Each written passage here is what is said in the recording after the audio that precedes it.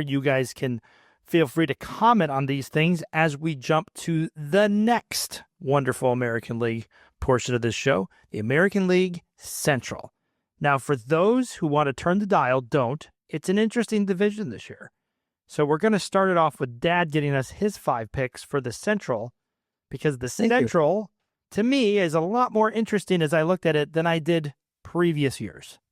Thank you. I'd rather not start with a cardiac issue. So, Dad, go ahead. I believe the Central Division, you could take the teams, put them in a hat, shake it up, and pick a team, and you have as good a chance as any. The team I pick for 5th could finish first. The team I pick for first could finish last. It's that crazy division. Confident. The only thing certain is there will be no wild cards from the American League Central. Okay? The winner takes it all. Now, my picking from the hat came with the Detroit Tigers winning this thing, and Minnesota a close second. However, I got the Kansas City Royals. If there's a horse race, they're on the outside. They can make a move. I moved Cleveland all the way down to 4th, not because I think they can't win, but just because they won last year, and we'll just have to see. And then the only sure thing about this division, I was wrong. You can't put them in a hat, because the White Sox will be last. So if you put them in a hat, leave the White Sox out. They are last place. But the other 4 teams are as close as can be. It actually might be one of the more interesting races to see who wins it, because you could come down to the last week of the season and have 4 teams in contention, but had to pick one, so I picked Detroit. So, Dad, in your mind, are you officially eliminating the Chicago White Sox from the playoff contention this year for 2025? I thought they already were eliminated. They were mathematically eliminated in spring training, I thought. Oh, wow. Well, that's what you get. It'd be fun if they won the division. The only thing the White Sox, if you want to have a goal, the White Sox goal could be, we need to win more games than the Rockies. Well, I will. But they'll have a hard time doing it. Now, I still stand by my thing that their goal should be to lose more games than the Dodgers win. That's all of that is a fine goal. And on BadderSports, we like to look at team salary, and just so everyone has a nice perspective. We just came off of the American League East, where the Toronto Blue Jays, none of us feel very high on. They're paying $234 million. The Chicago White Sox, for this team that's not going to go anywhere, is currently paying a whopping $58 million in total for their full team. So, Todd, when you said it would be great if they won it, which players, and if you did trivia and said which players are getting paid to play on this team, you would also have a challenge, Dad and Todd.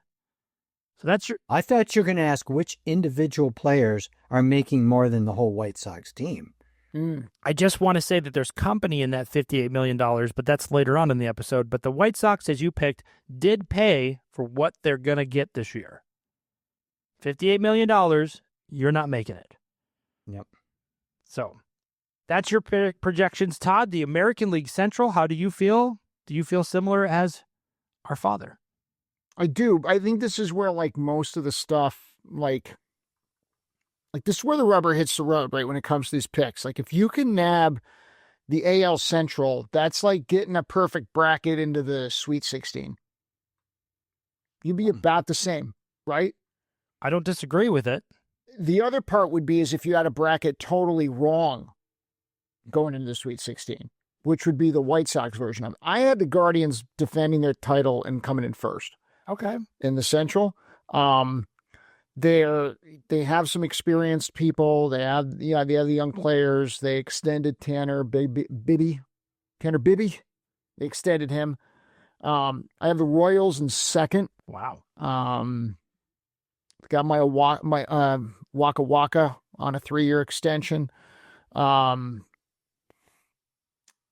Joey Wiemer from the Reds. I think they can build on that success. You had the Tigers first. I had the Tigers in third, even though they had Skubal there. Skubali, I had the Twins in fourth. mostly because Carlos Correa is on the team, and we all know he's got an injured leg or something. It's going to be an issue eventually down the line. And then the Chicago White Sox, I literally could not name anybody on that team except for Frank Thomas. And there isn't enough eugenics in the world to get him to help that team right now. They're going to bring him nostalgia and just bring back old White Sox players. And she'll like it too. Oh, my Lord have mercy. So you're Cleveland, Kansas City. Yeah. Do it Tigers, then Twins. And do you have it like, you have the like dad, like these four teams are going to be within like 5 games of each other? They might all finish with 78 wins. With the tiebreaker. With the Chicago White Sox finishing with 39. See, that's how everyone's projecting these teams. Nobody's projecting these teams to like take off and go to the moon or anything like that. And I do agree. I think there are 4 teams in this division that could easily do it. But I tend to lean where Dad is. I liked where the Tigers ended last year. They ended on a very high note. So I have the Tigers. Then I go Cleveland. Then I go Minnesota, and then I go Kansas City. I love Kansas City, but again, to Dad's point, like if these teams all finish within 3 games of each other, this is going to be a great race. I don't think anybody's out of it. Like if you finish 4th in this division, you shouldn't be feeling, you're not like 60 wins in your 4th. Like the White Sox are going to have like Todd said, they're going to try to beat the Dodgers' losses in his mind. So the White Sox are out, but all these teams are going to have respectful records, and it's just going to be a question of who's healthy, who stays healthy, and then also which teams have the pitching and the to get them through. Do you careful with that word respectful? Yeah, I think Todd's with me on this. Do you agree with me there will be no wild cards from this division? Because of the AL East and the AL West, I think it's absolutely impossible to bring a set. Yeah. And because, again, I'm going to go back to the records. If the Central played each other more than they played anybody else, I would say it's possible. Because, again, that means the AL West is playing each other way more and the AL East is. So they would eliminate some of those wild cards. But because everyone plays an identical record, I think that makes it an advantage for the teams in the East and the West, because that's really where the American League has the powerhouses. I could easily see 4 teams in the AL East being like, we all deserve, like my Yankees 4th could easily have enough wins that they could be like, why aren't you having another wild card? And the same could be said about the AL West, which we're about to get into. But yes, the Central has one team gets in, and the other thing that's great is they will host a playoff series. And again, once you get in the playoffs, anything can happen. But all 4 of those teams should be really excited about what they're about to embark on. Do you want to hear my picks that makes baseball interesting for the Central? Yeah. Bobby Witt Jr. wins the MVP.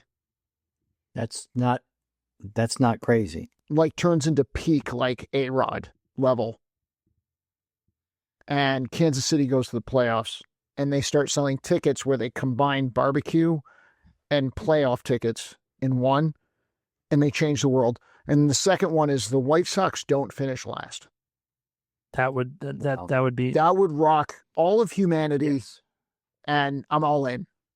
And just so everybody knows, if you go on any gambling site right now, the White Sox are currently being gambled on. Their over-under on wins is 53.5.